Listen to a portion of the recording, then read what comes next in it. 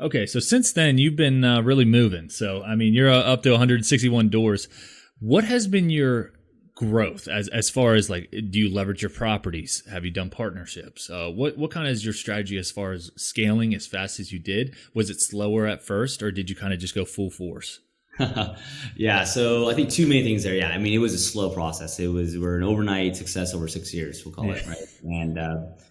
And yeah, the first couple of years, I mean, it was slow. It was like just us learning. We're still noobs. We're still trying to figure it out. And I think a couple of things that really started to help us. One was, yeah, we started just doing it, just taking action and getting in the door and like getting stuff in contract, getting properties under contract, and then letting it grow. Right? I always say it's like planting a seed. You're planting many seeds out there, and eventually they'll grow. And when it's time to pick them, pick them.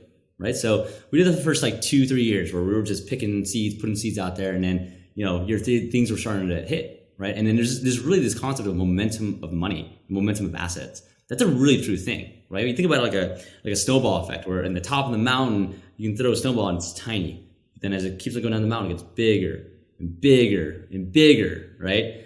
And so same concept, like you got to start somewhere, and those assets will grow to a point where that Dallas property, I sold that thing. I 1031 exchanged it into an apartment complex, right? That nets me 5 times more, right? And so it gets, and this apartment complex, maybe I'll sell that one and do a bigger apartment complex in a couple of years. Right. So yeah, there's that piece of scale. And then also the partnerships. I think you hit on the head there is this who, not how. And, as you continue to scale, what I found is that, man, like you can do stuff that you hate and you're going to hate it and it's going to draw away energy. And you're like, why am I doing this? And so what I found is like, hey, if you can just focus on the things that you love doing, then you're going to enjoy doing it more and more and more. And you're going to find people that love doing the things that you hate doing. And then you got a perfect partnership. Going off of that right there. So I know, I don't know much of it, but I know from, researching you and everything like that before you came on the podcast, Zen Coast University, which is a mentorship or a coaching as that you run, correct? Yeah, that's correct. Yeah. Okay. And is that kind of your mission, something that gives you energy? Obviously doing something that you love is going to give you energy. Like, for me, investing in real estate, probably the same for you, but also like me doing this podcast, you doing the mentorship, doing the coaching, that gives, that probably gives you energy as well. You want to talk a little bit about that? Yeah, 100%, man. So I kind of separate it between two aspects in life. You have achievement focus and then you have purpose focus, right? So early on in my career, I was absolutely achievement focused. Like, I'm not gonna lie about that. Like, I wanted to hit the passive income numbers. I wanted to hit the door count, right? I wanted to grow, right? And and that's where I thought that would bring me happiness. And what I found is like when we hit those goals and metrics, the happiness wasn't there, man. You just raise the bar more. You keep on raising it, and so that you're always kind of chasing. What I found is when I switched to purpose driven, because what I found was when I was achievement focused, we hit a passive income goal that we wanted to hit. I thought that I would be happy and that everything would be perfect, and that wasn't the case, right? That wasn't the case at all. What happened was nothing happened. In fact, I was actually more depressed because I felt like that was the purpose of my life, and it wasn't. Right? And you kind of just raise the bar and you keep on doing it again. You're like, oh man, I'm just doing it again. Then you're kind of stuck in the same rut in a way.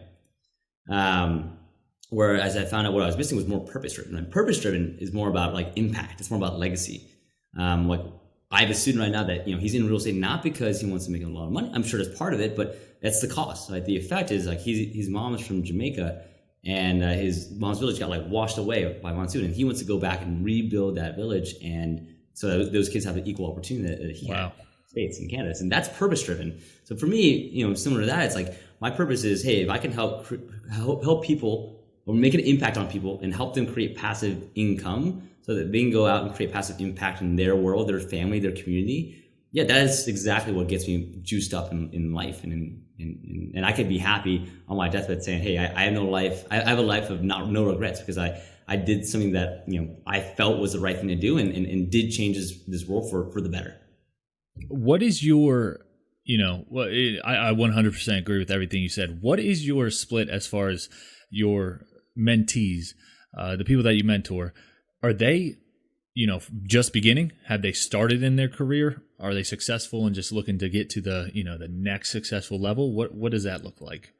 Yeah, I mean, I would say probably like 85 to 90% of people, like they're kind of just beginning their investing career, right? It's maybe they have their primary property, maybe they have, a property somewhere, but they kind of like stumbled upon it and got into it, but they didn't know like the systems in place to do it.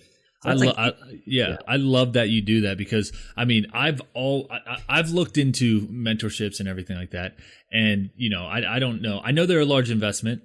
Majority of them are, but I know they pay off. So for someone that just comes to you, just because I'm interested, if someone comes to you and says, you know what, that's a down payment on a house, or not saying because I don't know what your prices are, but I'm just saying that's a down payment on a house or whatever. What do you teach them? Do you introduce them to people that can partner with them? Do you introduce them to hard money lenders, or what kind of do you do to benefit them? Yeah, 100%. So there's really two things there, right? First off, this is the most important piece of real estate right here, right? I always think that like someone like Elon Musk, for example, Tesla can start blowing up tomorrow, right? And he can go bankrupt. But guess what? In 3 months, he'll be a bajillionaire again, right? Because of his mindset. And so part of that is, what our reporting costs could be a down payment. Absolutely can. But guess what? Like you're putting a down payment on your education that you're going to have forever. That not only, I call it the generational wealth of assets that you pass down, but generational wealth of knowledge that you can pass down and give to other people too. We've been a part of so many masterminds. We spent over 6 figures last year on education for ourselves, right? And it pays off. It really does. And can you guys go out there on YouTube and go find out how to do it? Sure, you can, but you don't know how. But there's no structure to it, right? It's like you're kind of chasing a squirrel. And trust me, I was there, right? Listening to Bigger Pockets, like, hey, every episode, it's awesome. I love Bigger Pockets. But every episode, someone else comes on and they're like, hey, this is the best thing since sliced bread. Self-storage. Oh, actually, now we have apartment complex. Oh, now it's RV parks. And you're like, oh, I should do that, right? And you get nothing done. So one is, I think, it gives you focus, it gives you structure. What's next? I wish I had a process of, all right, this, then there, this, and there. Like, what is next, right? What are my systems, right? Well, it's probably very specific as well per person, that goes into, yeah. So whatever their goals is, ambitions, it's probably, structured that way to fit them. Correct. And you're absolutely right. So, one of the things that we preach a lot too is like, dude, every single person, Evan, Calvin, any one of your listeners, we're all different places in our lives. We're all in different financial situations. We're all in different lifestyle situations. Like you're just having a kid, right? That's a different lifestyle now, right? You just got married. Hey, that's a different lifestyle now. I have a lot of time. I don't have a lot of time, right? So every single person has a different, unique situation in their life. So I hate when people say on YouTube or whatever, they're like, I have a one-size-fits-all strategy that you can get rich with. There's no such thing. Because what's a good deal for Evan might be a bad deal for Calvin. What's a good deal for Calvin might be a bad deal for Evan, right? So it's all about understanding your own personal aspects of why you're doing it, what's your purpose, what's your vision, what you want out of it, and then building a criteria from there.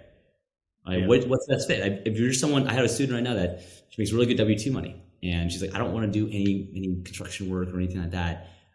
So for her, hey, buy those B-class assets or A-class 2000 vintage or higher, and really just rock and roll with turnkey properties and things like that. I've another student that makes a decent W-2 and is like, hey, like I want to get my hands dirty. I want to go do this. I want to go fast. I want to go far, right? And burst strategy is great for that, right? But it's limited capital, so it's like, oh, good. We'll just recycle money over and over again, and that's how you're gonna do it. So man, to answer your question there, it's really the focus on we call it a roadmap for each person. And then, do we have a network of people that we can refer to that we've built out over the years? Absolutely. But really, it's not even just our network, dude. It's our community's network, right? Because they're also doing that too. And guess what? You can go a lot faster. If you're the one trying to pick up the phone and call every single person and build up your network that way, sure, you can do it. It's going to take you 10 years. But yes, if you have hundreds of people doing the same thing and they're all willing to share their experiences that are good and share that these guys are bad, and you can avoid those landmines, then you will get there a lot faster, I guarantee you. I love that, man. I love it. So, just touching on that, have you ever, had someone come across, because I've heard this before, do you believe that you have to be uncomfortable or sacrifice in order to invest in real estate? Damn, man, you are talking my language right now, dude. So if I could get this tattooed on my body, my wife would let me. She won't, but a quote that I love, a credo, a theme, whatever you want to call it, of what I live by is be comfortable being uncomfortable. Okay. Because this is, when you're uncomfortable is when the most growth happens, and you need to feel uncomfortable. Your first deal, were you uncomfortable? 100%, 120%. Yeah, and almost every deal I do, even to this day, I'm like, I'm a little uncomfortable about it, but that's like good, right? You're challenging yourself. You're saying, hey, I'm doing something that is challenging and keeping me, fresh and alive.